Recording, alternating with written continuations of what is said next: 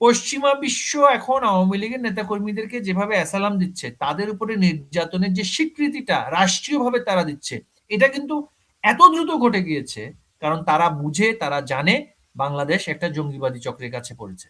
Doctor ইউনূসের fear এত strong, আপনারা কোথাও যাওয়ার আগেই তারা ওই জায়গাগুলোতে সব তাদেরকে ব্রিফ করে রাখে। সো আপনাদের কর্মকাণ্ডগুলো খুব বেশি ভালো ফল কি পাবে বলে মনে করেন, খুব দ্রুত আর কি?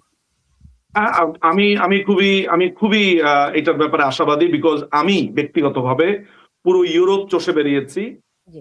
ইউরোপের বিভিন্ন কর্তা ব্যক্তির কাছে গেছি, আমেরিকার বিভিন্ন লয়ার্স, কংগ্রেসম্যান, তারপরে আপনার পলিসি মেকার্স, ইংল্যান্ডের বিভিন্ন বিভিন্ন জায়গার পলিসি মেকার্স, এমপিস।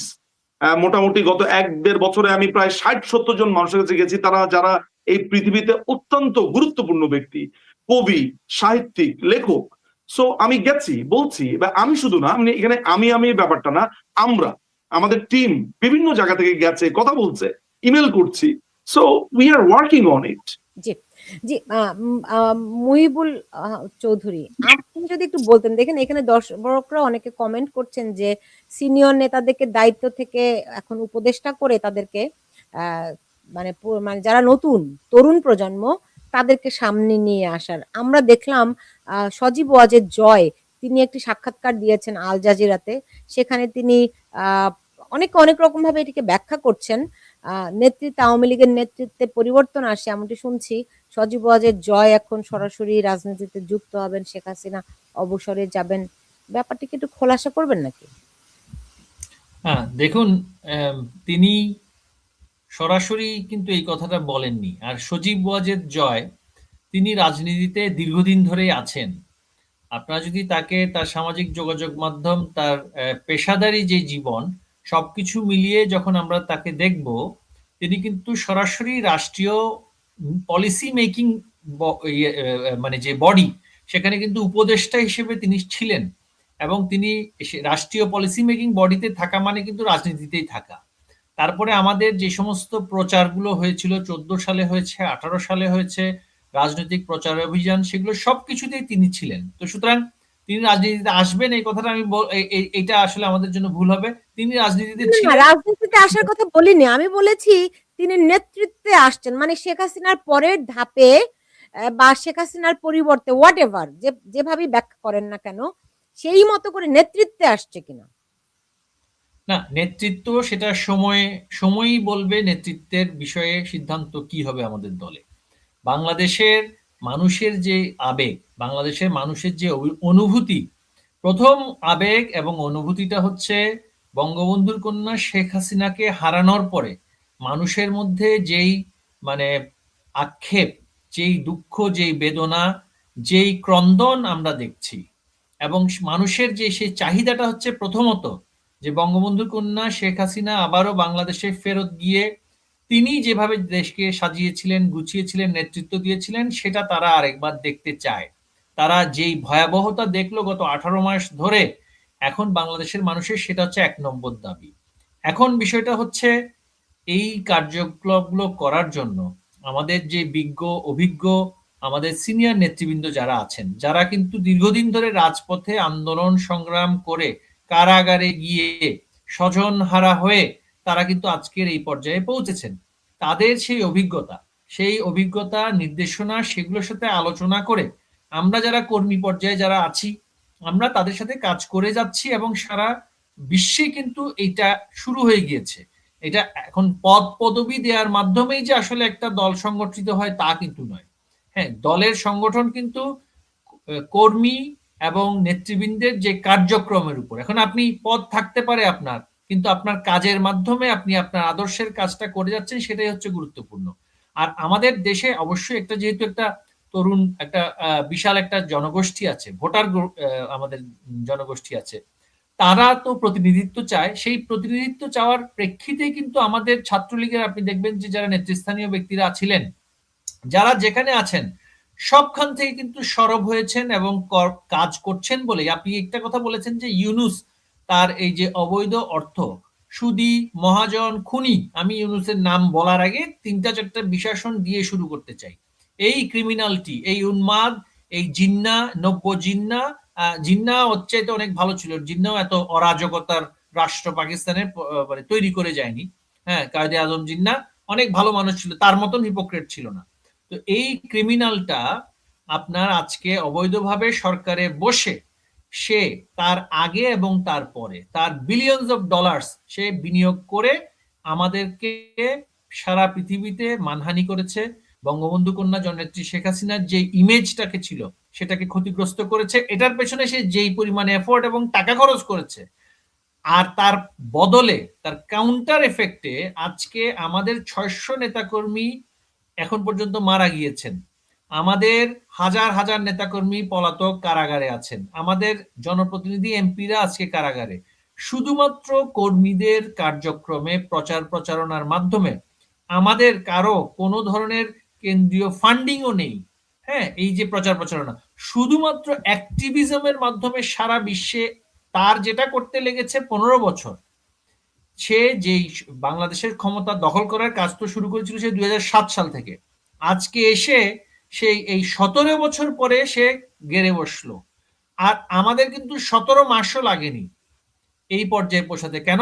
সত্য, প্রথমত হচ্ছে সত্য, আমরা সত্যের রাজনীতি করেছি, দ্বিতীয়টা হচ্ছে জনগণের রাজনীতি করেছে শেখ হাসিনা, তৃতীয়টা হচ্ছে আমাদের নেতাকর্মীদের যে আদর্শিক অবস্থান।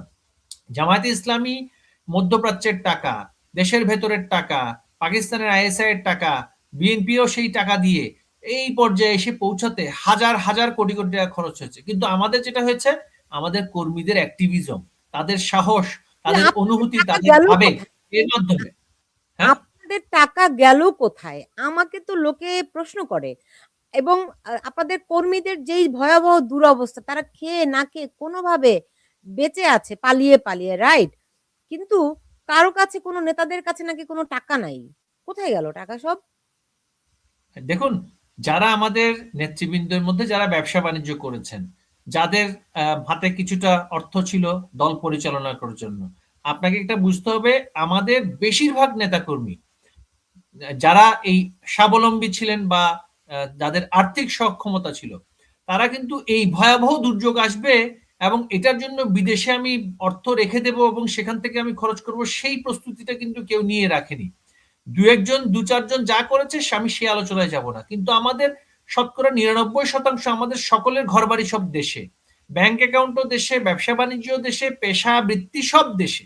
এখন আমি যদি বলি আমাদের একজন আইনজীবী নেতা, তিনি আগে আদালতে গিয়ে যে আয় করতেন, যেই আয় করতেন সেই আয় দিয়ে ধরেন দেশে একটা ফিক্সড ডিপোজিট করেছেন, দেশে কিছু মানে জায়গায় বিনিয়োগ করেছেন, জমি কিনেছেন, কাজ করেছেন। এখন আমাদের যারা আমাদের সাথে সংশ্লিষ্ট ব্যবসায়ী ছিল, তাদের ব্যাংক অ্যাকাউন্ট সব ফ্রোজেন, তাদের ঘর বাড়ি নেই।